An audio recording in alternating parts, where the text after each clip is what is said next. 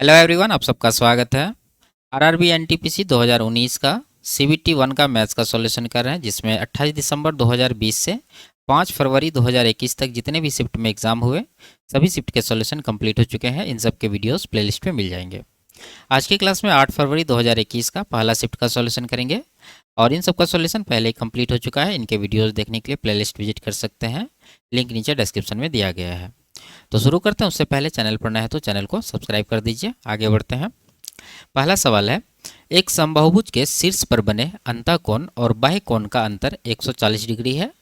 बहुभुज की भुजाओं की संख्या ज्ञात कीजिए। ठीक है, देखिए बहुभुज की भुजाओं की संख्या हम आसानी से निकाल सकते हैं यदि हमें बाह्य कोण पता हो। ठीक है, तो पहले हम लोग को बाह्य कोण निकालना पड़ेगा। हम लोग जानते हैं कि समबाहुभुज के बाह्य कोण और अंतःकोण का योग कितना होता है, 180 डिग्री, यानी कि interior angle plus exterior angle दोनों का योग कितना होता है, 180 डिग्री। और यहाँ पर दोनों का अंतर दे रखा है कितना, 140। तो यहाँ पर इंटीरियर माइनस एक्सटीरियर है 140। अब हम लोग को बाह्य कोण निकालना है, तो दोनों को माइनस कर दीजिए। तो माइनस करेंगे तो यहाँ प्लस हो जाएगा, यहाँ माइनस होगा, यहाँ माइनस होगा, ये दोनों तो कट ही जाएगा। यहाँ पर 2 एक्सटीरियर बराबर हो जाएगा कितना, इधर 40 डिग्री। इसको कटाएंगे तो एक्सटीरियर का वैल्यू कितना आ गया, 20 डिग्री। ठीक है, अब भुजाओं की संख्या निकालना है, तो 360 डिग्री को जो बाह्य कोण आया है 20 डिग्री, इससे डिवाइड कर देंगे। तो ये कटाएंगे तो कितना बार में कट जाएगा, ये 18। यानी इसमें कितने भुजाएं हैं, 18। ऑप्शन नंबर 1 में है 18, ये इसका आंसर हो जाएगा। आगे बढ़ते हैं। देखिए इसका वैल्यू निकालना है। क्या कह रहा है, कॉस 37 डिग्री और सेक 143। तो सेक 143 डिग्री को हम लिख सकते हैं सेक 180 डिग्री माइनस का 37 डिग्री।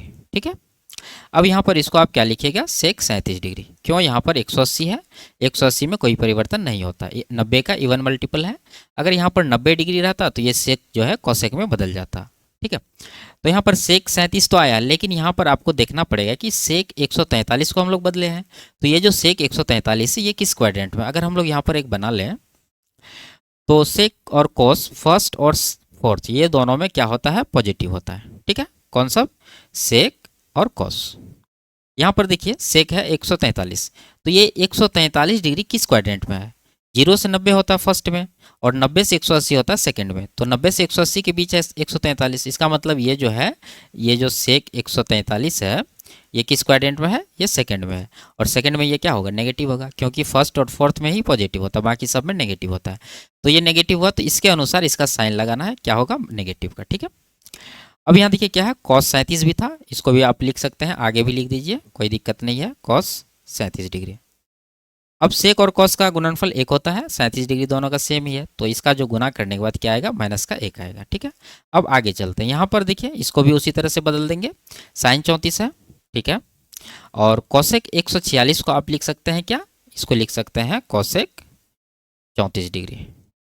लेकिन कॉसेक 146 किस क्वाड्रेंट में है, सेकंड में है। और साइन और कॉसेक दोनों सेकंड और फर्स्ट दोनों में क्या होता है, पॉजिटिव होता है। तो इसका वैल्यू क्या होगा, पॉजिटिव में ही होगा। दोनों को गुना करेंगे तो इसका प्लस का 1 आएगा। ठीक है, -1 +1 दोनों कट जाएगा, क्या हो जाएगा आंसर, 0। ठीक है, तो ऑप्शन नंबर डी इसका सही आंसर है। आगे बढ़ते हैं।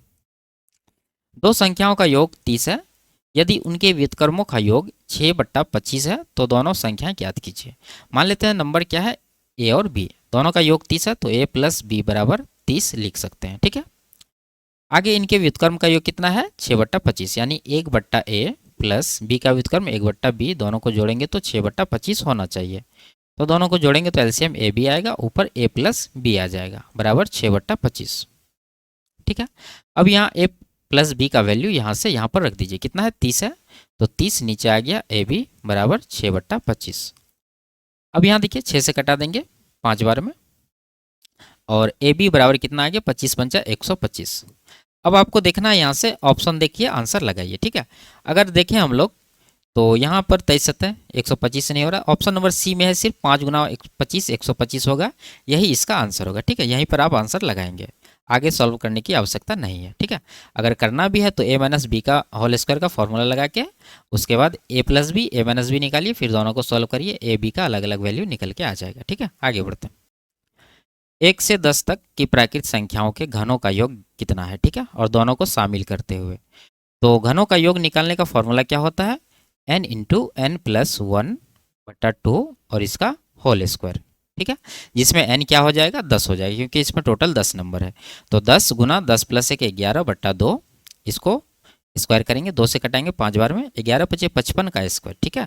तो 55 का स्क्वायर करेंगे तो कितना आएगा, 5 का स्क्वायर 25, उसके बाद 5 का अगला नंबर 6 से गुना करके यहाँ लिखेंगे, 5 छके 30, तो 30 25 ऑप्शन नंबर 2 में है, ये इसका आंसर हो जाएगा, ठीक है। आगे बढ़ते हैं। 960 सेंटीमीटर लंबी छड़ी से सटीक 17 सेंटीमीटर लंबाई वाले अधिकतम कितने टुकड़े काटे जा सकते हैं। देखिए 17 सेंटीमीटर के टुकड़े काटना है, उससे टोटल जो लंबाई है उसको डिवाइड करिए, यानी कि 960 को 17 पचे 85 जाएगा, बचेगा 11, 10 जीरो आया, 17 6 बार में जाएगा 102 और 8 बच गया शेष। तो 56 तो टुकड़ी बनेगा, उसके बाद 8 जो है शेष बचेगा, तो टोटल कितने टुकड़ी कटेंगे, 56, ऑप्शन नंबर डी। आगे बढ़ते हैं। रिंकू दीपक की तुलना में 2 गुना कुशल है, ठीक है। देखिए रिंकू को आर लिखते हैं, दीपक को डी लिखते हैं। दीपक को अगर 1 यूनिट मानेंगे इसका कार्य क्षमता, तो रिंकू का कितना होगा, 2 होगा, क्योंकि यहाँ पर क्या कह रहा है, रिंकू जो दीपक से 2 गुना है। अब दोनों एक साथ मिलकर किसी कार्य को 28 दिन में पूरा कर लेते हैं, तो दोनों का कुल इफिशियंसी कितना हो रहा है, 2 + 1 3, और टाइम इसको लग रहे हैं कम करने में 28, तो टोटल वर्क ये हो गया। अब इस कार्य को किसके द्वारा किया जाना है, रिंकू अकेले करेगी, तो रिंकू का एफिशिएंसी यहाँ देखिए कितना है, 2, तो 2 से डिवाइड करेंगे, 2 से कटेगा 14 बार में, 14 गुना 3 42, तो 42 दिन लगेंगे, ऑप्शन नंबर डी में है। आगे बढ़ते हैं। यदि किसी समांतर चतुर्भुज के एक कोण का माप सबसे छोटे कोण के 2 गुने से 39 कम है, तो समांतर चतुर्भुज के सबसे छोटे कोण की माप ज्ञात कीजिए। देखिए एक समांतर चतुर्भुज हम लोग यहाँ पर बना लेते हैं, इसमें ये छोटा कोण है और ये बड़ा कोण है, और आमने सामने वाला कोण इसका बराबर होता है। अगर इसको हम लोग थीटा माने तो बड़ा कोण कितना होगा, ये हो जाएगा छोटे कोण के 2 गुने से 39 कम, यानी कि 2 थीटा माइनस का 39, ठीक है। अब दोनों का योग कितना होता है, ये दोनों का संगत कोणों का योग होता है 180 डिग्री। अगर यहाँ पर हम लोग जोड़ें तो 2 + 1 3 थीटा और माइनस का 39 बराबर कर देंगे 180 के, तो यहाँ से थीटा का वैल्यू कितना आएगा, 180 + 39, इस तरफ जाके प्लस हो जाएगा ये, तो 219, इसको 3 से डिवाइड करिए, 3 × 21 3 × 9 73, तो ऑप्शन नंबर डी में है 73 डिग्री। छोटा कौन पूछ रहा था, तो छोटा थीटा माने हैं, ठीक है। आगे बढ़ते हैं। 18 सेब के पेड़, 21 आम के पेड़ और 39 संतरे के पेड़ पंक्तियों में ऐसे लगाए जाने हैं कि प्रत्येक पंक्ति में पेड़ों की संख्या समान हो और पंक्ति में केवल एक ही किस्म के पेड़ हो, ठीक है। पंक्तियों की न्यूनतम संख्या कितनी है जिनमें पेड़ लगाए जा सकते हैं, तो यहाँ पर क्या कह रहा है कि प्रत्येक पंक्ति में पेड़ों की संख्या समान हो और पंक्ति में केवल एक ही किस्म के पेड़ हो, तो वो संख्या निकालने के लिए, यानी एक पंक्ति में कितने नंबर के मतलब कितने पेड़ लगाए जाने होंगे, वो संख्या निकालने के लिए इन तीनों का क्या लेना होगा, HCF लेना होगा। तो 18, 21 और 39 का HCF आ जाएगा 3, ठीक है। यहाँ पर लिख देते हैं। अब यहाँ देखिए अगर सेब में देखें तो सेब में कितने पंक्ति बनेंगे, टोटल 18 पेड़ हैं सेब के, और एक पंक्ति में 3 पेड़ लगाए जाने हैं, तो 3 से डिवाइड करेंगे। उसी तरह से आम का भी 21 पेड़ है टोटल और एक पंक्ति में 3 चाहिए, 3 से डिवाइड करेंगे, कितने पंक्ति बनेंगे वो निकालने के लिए। उसी तरह से संतरे का भी 39 पेड़ है, 3 से डिवाइड करेंगे, तो इधर करेंगे तो कितना आएगा 6, इधर 7 और इधर 13, ठीक है। तो 13 7 20 6 26, टोटल 26 पंक्ति बनेंगे, ऑप्शन नंबर 2। आगे बढ़ते हैं। 15,971 को एक निश्चित संख्या से विभाजित करने पर भागफल 55 और शेषफल 21 आता है, भाजक ज्ञात करें, ठीक है। देखिए ये क्या है, ये भाज्य है, जिसको विभाजित कर रहे हैं वो भाज्य होता है, ये यानी कि 15,971 ये भाज्य है, और भाज्य बराबर क्या होता है, भाजक गुना भागफल प्लस शेषफल। तो यहाँ भाजक निकालना है तो भाजक को हम लोग x मान लेते हैं, और भागफल कितना है 55, तो भाजक गुना भागफल हो गया, प्लस का शेष 21 प्लस कर देंगे। अब 21 को इस तरफ आएंगे माइनस हो जाएगा, कितना बचेगा 15,950, ठीक है। अब ये 55 को इस तरफ लाइए, भाग में हो जाएगा, बराबर बच जाएगा x, तो 55 से कटाएंगे इसको, 55 से 2 बार में 110, बच गया 49, 495 हुआ, 5 9 बार में कट जाएगा, ठीक है, और 0 आएगा, तो x बराबर कितना होगा 290, भाजक कितना है 290, ऑप्शन नंबर डी। आगे बढ़ते हैं। एक पुस्तक को 15% लाभ पर 230 में बेचा गया, इसे 210 रुपया में बेचने पर होने वाला प्रतिशत लाभ या हानि ज्ञात कीजिए। देखिए यहाँ पर 230 में बेचा जा रहा है, तो इसको क्या हो रहा है 15% का लाभ, यानी सामान 115% में बिक रहा है, ठीक है। अब यहाँ 210 में बेचना है, तो 210 में हम लोग बेच देते हैं, कितना मिलेगा, यहाँ अगर देखें तो 230 का आधा है 115, यानी कि 0.5 गुना हो रहा है, आधा गुना हो रहा है, तो इसको भी हम लोग क्या करेंगे, आधा गुना करेंगे, तो 210 का आधा 105, 105% मिलेगा टोटल, लेकिन इसमें 100% हमारा क्या होगा, कॉस्ट प्राइस, तो प्रॉफिट हमारा बच गया कितना 5%, यही इसका प्रॉफिट है, ऑप्शन नंबर डी। आगे बढ़ते हैं। 10 वर्ष पहले पति और उसकी पत्नी की औसत उम्र 42 वर्ष थी, अब परिवार जिनमें पति पत्नी और उनका पुत्र शामिल है की औसत उम्र 39 वर्ष है। पुत्र की वर्तमान उम्र ज्ञात कीजिए। ठीक है, देखिए 10 वर्ष पहले पति और पत्नी का औसत उम्र कितना था, 42। तो इसका अगर हम लोग टोटल निकालें तो कितना हो जाएगा, 2% है और एवरेज 42 है, तो टोटल निकालने के लिए 42 गुना 2 करना पड़ेगा। ये जो टोटल आया 42 गुना 84, ये कब का एज है, ये 10 साल पहले का है। आना है वर्तमान में, तो वर्तमान में आने के लिए दोनों में 10-10 जोड़ना पड़ेगा। 2 व्यक्ति है तो 2 बार 10 जोड़ेंगे, यानी कि एक ही बार 20 जोड़ देते हैं। तो 84 + 20 कितना हो जाएगा, 104। अब यहाँ देखिए क्या कह रहा है कि अब उन जो है उनके परिवार में एक पुत्र हो गया है। अब तीनों का औसत उम्र 39 वर्ष है। तो यहाँ से अगर तीनों का टोटल निकालें तो कितना आएगा, 3 गुना 39 करना होगा। तो 3 गुना 39 हम लोग यहाँ पर कर देते हैं। तो 39 दिया 117। पहले जो है अगर हम लोग देखें इन दोनों का वर्तमान योग कितना हो रहा है, 104, और तीनों का योग है 117। तो इसमें जो डिफरेंस है वही होगा इनके पुत्र का उम्र, क्योंकि यही बाद में आया है। तो कितना डिफरेंस है, 13 का। तो 13 वर्ष ही पुत्र का आयु होगा, ऑप्शन नंबर 2। आगे बढ़ते हैं। हमें 7 और 9 में से प्रत्येक में कितना जोड़ा जाना चाहिए ताकि इस प्रकार बनी दो संख्याओं का अनुपात 13:14 हो जाए। ठीक है, आप इसको ऑप्शन से सॉल्व कर सकते हैं, नहीं तो आप इसको x मान लीजिए कि वो जो संख्या है जो जोड़ा जाना है x है। तो पहला जो हो जाएगा क्या होगा, 7 है, 7 में x जोड़ देंगे। दूसरा नंबर है 9, इसमें भी x जोड़ देंगे, बराबर कर देंगे। वो रेशियो कितना है, 13 और 14 का। अब यहाँ से x का वैल्यू निकालिए, आंसर आ जाएगा। पहले x का गुना करके अंतर लीजिए, तो 14x इधर 13x, अंतर आ रहा है x का, बराबर करेंगे। 7 गुना 14 98, 9 गुना 13 117, 98 और 117 का अंतर है कितना, 19 का। तो x का वैल्यू आराम से आ गया कितना, 19। तो यही इसका आंसर होगा। आगे बढ़ते हैं। 6 अंकों की सबसे बड़ी और सबसे छोटी संख्या का योग ज्ञात कीजिए। तो 6 अंकों की सबसे बड़ी संख्या सिंपल सा है, 6 बार 9 लिखेंगे हम लोग, और सबसे छोटी संख्या निकालने के लिए 1 पर 5 जीरो लगाना पड़ेगा। दोनों का योग पूछ रहा, जोड़ने के बाद कितना हो जाएगा, ये ऑप्शन नंबर डी में है, 10,99,999। यही इसका आंसर है। आगे बढ़ते हैं। इसको 6 से विभाजित किए जाने पर प्राप्त शेषफल ज्ञात करें। ठीक है, देखिए यहाँ आधार क्या है, 7 है। 7 को लिख सकते हैं 6 + 1, और इसका पावर है 6, तो 6 पावर लगा देते हैं। उसके बाद प्लस का 5 है, तो प्लस का 5 भी हम लोग देंगे। इसको 6 से विभाजित करना है। तो ये जो है हम लोग जिसको तोड़े हैं, इसका 6 वाला पद तो कटना ही है। उसके बाद बचा ये हमारा शेषफल, यही, और पावर 6 है तो 1 पर पावर 6 करेंगे तो 1 ही आएगा। तो यहाँ से आ गया शेषफल कितना, 1। और यहाँ देखिए 6 से अगर 5 को डिवाइड करें तो यहाँ से भाग नहीं लगेगा, 0 बार में लगेगा, फिर शेष 5 बचेगा। तो यहाँ से शेषफल बच गया कितना, 5। अब फिर से इसको 6 से डिवाइड करेंगे हम लोग। अगर इसको जोड़ेंगे ऊपर वाला तो कितना होगा, 6। फिर से 6 से डिवाइड करेंगे तो ये पूरी तरह से कट जाएगा। तो शेषफल हमारा कितना हो गया, शेषफल आ गया 0। तो 0 ही इस सवाल का आंसर होगा, ऑप्शन नंबर 1। आगे बढ़ते हैं। दो धनात्मक संख्याओं के एलसीएम और एचसीएफ का गुणनफल 72 है। दोनों संख्याओं का अंतर 1 है, तो संख्या ज्ञात करें। ठीक है, देखिए हम लोग जानते हैं कि 2 नंबर का गुणनफल उनके एलसीएम और एचसीएफ के बराबर होता है। तो यहाँ पर क्या कह रहा है कि एलसीएम और एचसीएफ का गुणनफल 72 है। तो यहाँ पर हम लोग 72 करेंगे बराबर दोनों नंबर का गुणनफल, यानी n1 गुना n2। अब देखिए यहाँ पर क्या कह रहा है कि दोनों संख्याओं का अंतर 1 है। तो यहाँ आप एलसीएम और एचसीएफ के गुणनफल को भी अंतर 1 में तोड़ दीजिए। जैसे इसको 8 गुना 9 जब कर देंगे तो 8 9 72 होगा, और इन दोनों का अंतर भी कितना है, 1 है। ठीक है, तो ये हो गया पहला नंबर, ये हो गया दूसरा नंबर। यही इसका आंसर हो जाएगा, ऑप्शन नंबर 1। आगे बढ़ते हैं। लुधियाना शहर की जनसंख्या में प्रतिवर्ष 20% की वृद्धि होती है। यदि इसकी वर्तमान जनसंख्या 8,47,000 है तो 2 वर्ष बाद 2 वर्षों में जनसंख्या कितनी हो जाएगी। ठीक है, देखिए अब 20% है, इसका फ्रैक्शन में हम लोग लिखें तो 1/5, यानी प्रत्येक वर्ष जनसंख्या 5 से कितना होगा, 6 होगा। 5 पर 1 का वृद्धि होगा तो 5 से 6 बनेगा। लेकिन यहाँ टाइम जो है कितना दिया है, 2 वर्ष का। ठीक है, जब 2 वर्ष का टाइम है तो इसका क्या करना होगा, स्क्वायर होगा, क्योंकि इसका जो वृद्धि है चक्रवृद्धि है। तो जब स्क्वायर करेंगे तो ये आएगा 25, और इधर आएगा 36।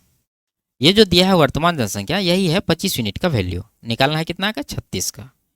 तो हम लोग यहाँ पर लिख सकते हैं 8,47,000, ये 25 यूनिट का वैल्यू है, तो 25 से डिवाइड करेंगे। निकालना है 36 का, तो 36 से गुना करेंगे। तो ये 25 से तो ये पूरा पूरा कट ही जाएगा, बचा कितना, 36। तो 36 में 9 है, तो हम लोग ऑप्शन देखेंगे 9 का मल्टीपल। तो 2 1 3 1 4 4 8, 8 से 14, 8 22 2 24, 9 का मल्टीपल नहीं है। 8 1 9, 6 2 8 1 9, ये भी 9 का मल्टीपल नहीं है। ये 3 3 6, और ये भी 9 का मल्टीपल नहीं है। एक ही ऑप्शन बचा हमारे पास, यही है 9 का मल्टीपल। आगे बढ़ते हैं। 3 संख्याएं अनुपात में है। यदि उनका योग 150 है, तो सबसे बड़ी संख्या ज्ञात करें। ठीक है, अगर यहाँ देखें तो सबसे बड़ी संख्या क्या है, 23 है, तो जो भी आंसर होगा 23 का मल्टीपल होगा। लेकिन यहाँ सभी ऑप्शन 23 का मल्टीपल है, तो सबको जोड़ लीजिए, कितना होगा 23 1 24 10 34 6 40 10 50। ठीक है, और तीनों का योग 50 है, लेकिन यहाँ जो एक्चुअल योग है इसका कितना है, 150 है, ये 3 गुना है। बड़ी संख्या पूछ रहा 23 था, तो इसका भी हम लोग क्या करेंगे, 3 गुना, 23 या 69। Option number D. आगे बढ़ता हूँ। इनका प्रयोग करते हुए बनने वाली 4 अंकों की सबसे छोटी संख्या ज्ञात करें। ठीक है, तो यहाँ जीरो भी है, तो जीरो को हम लोग शुरू में नहीं दे सकते, क्योंकि अगर जीरो को हम लोग शुरू में देंगे तो वो 3 अंक का नंबर बच जाएगा। तो जीरो से बड़ी जो जस्ट बड़ी संख्या है उसको पहले लिखेंगे, यानी कि 3, उसके बाद जीरो देंगे, फिर 5 6, तो 30 56 ऑप्शन नंबर 1 में है, ये इसका आंसर होगा। आगे बढ़ते हैं। दो समरूप त्रिभुज की संगत ऊंचाइयां ये दिया है, इनके क्षेत्रफलों का अनुपात ज्ञात कीजिए। तो क्या हो जाएगा इसका अनुपात, इसके स्क्वायर में, यानी कि 8 का स्क्वायर 64 और 11 का स्क्वायर 121, ऑप्शन नंबर 1 में है। आगे बढ़ते हैं। विकी किसी कार्य को 40 दिनों में पूरा कर सकता है। उसने 8 दिनों तक कार्य किया, उसके बाद गुरप्रीत सिंह ने उसे 32 दिनों में पूरा कर दिया। विकी और गुरप्रीत सिंह एक साथ मिलकर उस कार्य को कितने दिनों में पूरा कर सकते हैं। ठीक है, देखिए विक्की जो है इस काम को कितने दिनों में कर सकते हैं, 40 दिन में, और 8 दिन वो काम किया। कहने का मतलब है विक्की का कितना दिन का काम बचा है, जब 40 में 8 दिन कर लिया तो विक्की का 32 दिन का काम बचा है। अगर आगे देखें हम लोग तो इसके बाद जो है गुरप्रीत सिंह ने उसे 32 दिन में ही पूरा किया है। इसका मतलब है कि गुरप्रीत सिंह जो है ये जो 32 दिन में इस काम को पूरा किया है, जो कि है विक्की का 32 दिन का काम, दोनों बराबर है। इसका मतलब दोनों का कार्य क्षमता क्या है, बराबर है। कहने का मतलब है विक्की भी कर सकता है 40 दिन में और गुरप्रीत सिंह भी कर सकता है 40 दिन में। तो दोनों एक साथ जब काम करेगा तो दोनों का टाइम जो है आधा हो जाएगा, यानी कि टोटल इसको 20 दिन का टाइम लगेगा। ठीक है, आप इफिशियंसी निकाल के भी बना सकते हैं। ऑप्शन नंबर डी इसका आंसर है। आगे बढ़ते हैं। 109 और 121 दोनों शामिल के बीच कितने पूर्णांक अभाज्य संख्या है। ठीक है, देखिए सभी नंबर को हम लोग लिख लेते हैं। 109 110 111 112 113 114 115 116 117 118 119 120 और 121। ठीक है, अब यहाँ देखिए 109 अभाज्य संख्या है। ठीक है, इसका केवल 2 गुणनखंड, एक तो 1 है और एक 109 है। 110 ये 5 का भी मल्टीपल है और 11 का भी है। ठीक है, 55 का भी है, तो ये नहीं होगा। 111 37 थी 111 हो, तो ये भी नहीं है अभाज्य संख्या। 16 7 112 14 8 112 ये भी नहीं है। 113 अभाज्य संख्या है। 114 नहीं है, ये भी नहीं, ये भी नहीं है, बाकी सब कोई भी अभाज्य संख्या नहीं है। तो 2 ही ऑप्शन है हमारे पास। ठीक है, तो ऑप्शन नंबर 3 में है 2, ये इसका आंसर हो जाएगा। आगे बढ़ते। दो संख्याओं का एचसीएफ और एलसीएम क्रमशः 75 और 420 है, 450 है। यदि पहली संख्या को 3 से विभाजित किया जाता है तो भागफल 75 आता है। दूसरी संख्या ज्ञात करें। देखिए यहाँ पर अगर हम लोग देखें तो एक संख्या यहाँ से हम लोग निकाल सकते हैं। क्या होगा, 3 से विभाजित कर रहा है, 75 शेष फैला रहा है, तो संख्या कितना होगा, 75 या 225, ये होगा एक नंबर, यानी N1 ये है। और हम लोग जानते हैं कि एलसीएम गुना एचसीएफ बराबर क्या होता है, पहली संख्या गुना दूसरी संख्या। तो एलसीएम यहाँ पर कितना है, लिख देते हैं दोनों का गुणनफल 75 450 बराबर कर देंगे। एक नंबर तो 225 है ही, दूसरा नंबर निकालना यानी N2। 75 से कटा दिए 3 बार में, 3 से कटाइए 150 बार में, तो NT का वैल्यू कितना आया है 150, यही इसका आंसर होगा, ऑप्शन नंबर 4। आगे बढ़ते। एक बॉक्स में 110 रुपया रखे हुए हैं, जिनमें 1 2 3 के अनुपात में 1 रुपये 50 पैसे और 25 पैसे के सिक्के शामिल हैं। 50 पैसे के सिक्कों की संख्या कितनी है। देखिए यहाँ पर सिक्का का जो रेशियो है वो कितना है, 1:2:3, और इसका जो वैल्यू है वो कितना है, अगर पहला देखें तो वो है 1 रुपया का, तो 1 दे देते हैं। उसके बाद दूसरा वैल्यू देखें तो 50 पैसा का है, तो इसको भी रुपया में बदल के लिखना होगा, क्योंकि यूनिट यहाँ पर सेम रहना चाहिए। तो 50 पैसे को आप 0.5 रुपया लिख सकते हैं। तीसरा है 25 पैसा, तो इसको आप लिख सकते हैं 0.25 रुपया।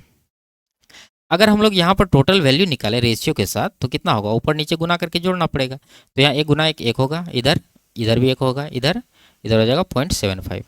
अगर सबको जोड़ लें तो यहाँ पर बनेगा 2.75, ये वैल्यू आया। लेकिन एक्चुअल वैल्यू जो है वो कितना है, 110 रुपया, तो इसको 110 के बराबर करेंगे।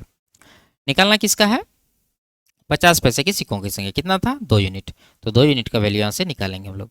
110 को 2.75 से डिवाइड करेंगे, 2 से गुना करेंगे, तो पॉइंट के लिए यहाँ पर 2 जीरो दे दीजिए। 25 से 25 से कम 25, 25 से कम 25 और 25 से इसको कटा दीजिए 8 बार में, 11 से 10 बार में, 10 8 80। टोटल कितने सिक्के हैं, 80। तो ऑप्शन नंबर 1 में है, यही इसका आंसर होगा। आगे बढ़ते हैं।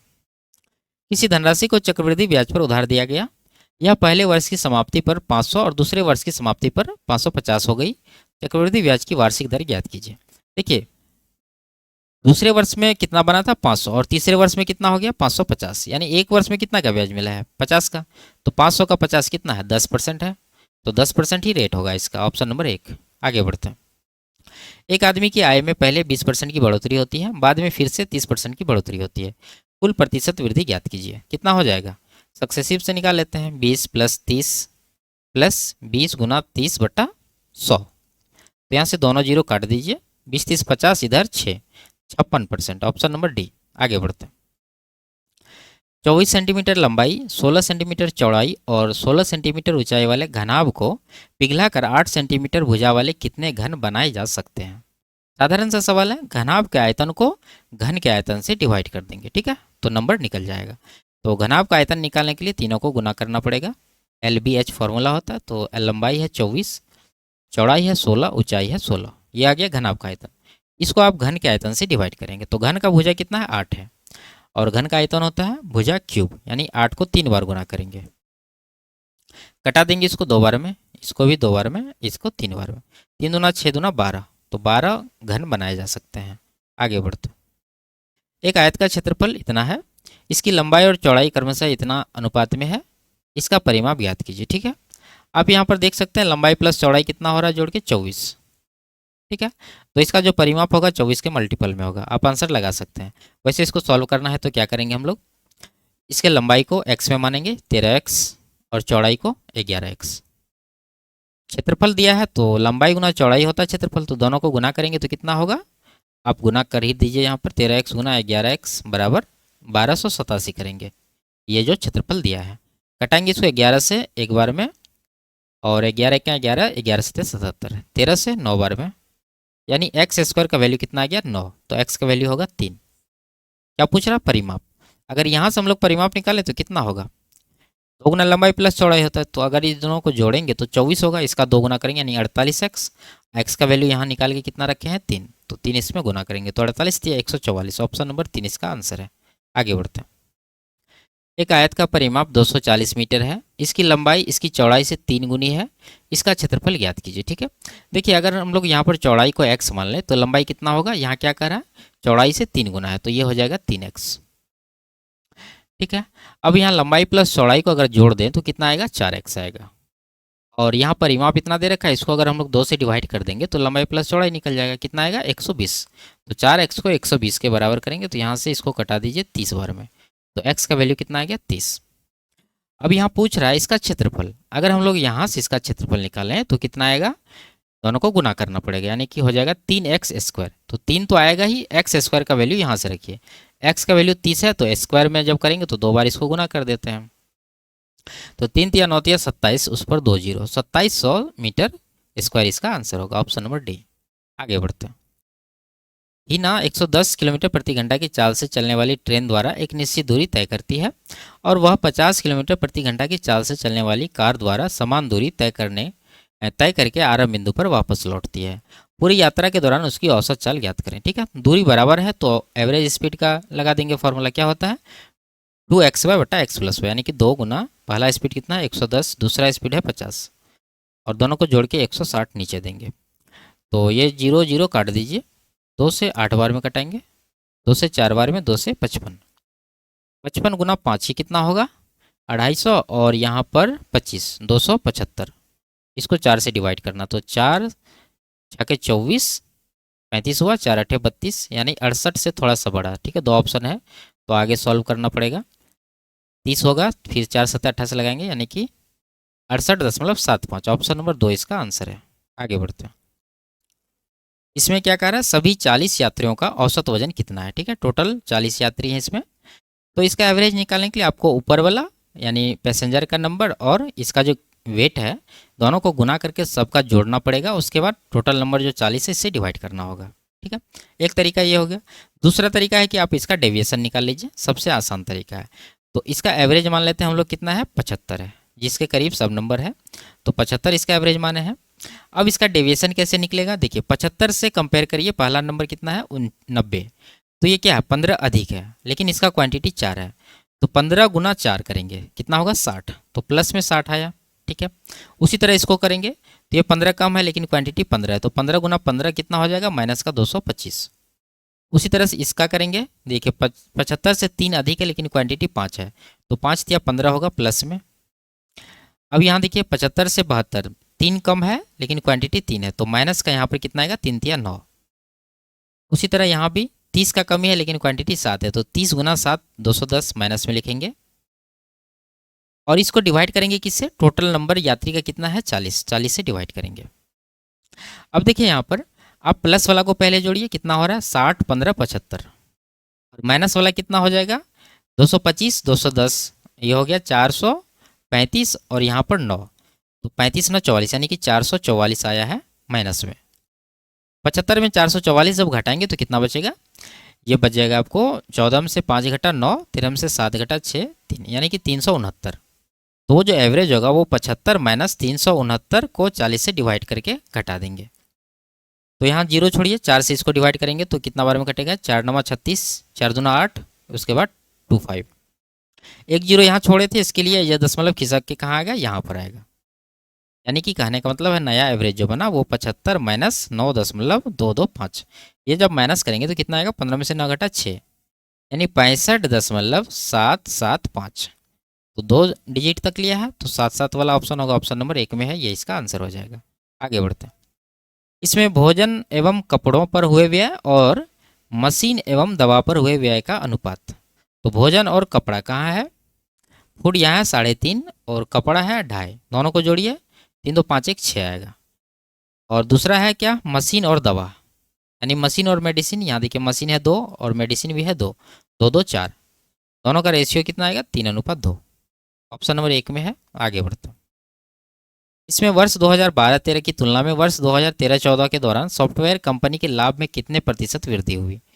तो 12-13 कहाँ, यहाँ पर है 300 है, और 13-14 कहाँ, यहाँ पर 380, कितना का वृद्धि है 80 का, किसके ऊपर 300 के ऊपर। तो परसेंट निकालना है तो आप 100% से यहाँ पर गुना कर दीजिए। ठीक है, तो 0 0 तो कट ही जाएगा, 80/3, इसको आप लिख सकते हैं 26.66। आगे बढ़ते। वर्ष 2014 से 16 तक की अवधि के दौरान कंपनी एक्स के औसत उत्पादन और उसी अवधि के दौरान कंपनी वाई के औसत उत्पादन का अनुपात कितना है। तो 2014 से 16, कहाँ है 14 यहाँ पर है और 16 यहाँ पर है। इसके दौरान एक्स का देखना है, एक्स का कौन सा, ब्लू वाला, तो देखेंगे जोड़ के 40 50 90 90 और ये कितना है 35, तो ये हो गया 125। ठीक है, देखिए औसत का अनुपात ही निकालना, तो औसत निकालना जरूरी नहीं है, टोटल जोड़ के अनुपात निकाल दीजिए। और वाई का है ऑरेंज वाला, जोड़िए कितना है 45 45 90 90 और 55, 145। कटा देंगे 5 से 100, ये कट जाएगा 25 बार में, ये कट जाएगा 29 बार में, तो 25:29, ऑप्शन नंबर सी में है, ये इसका आंसर हो जाएगा। आगे बढ़ते हैं। तो ये लास्ट सवाल था। वीडियो आपको कैसी लगी कमेंट में जरूर बताइए। अच्छी लगी तो वीडियो को लाइक शेयर और चैनल को सब्सक्राइब कर दीजिए। फिर मिलते हैं अगले क्लास में, तब तक के लिए बाय बाय, टेक केयर।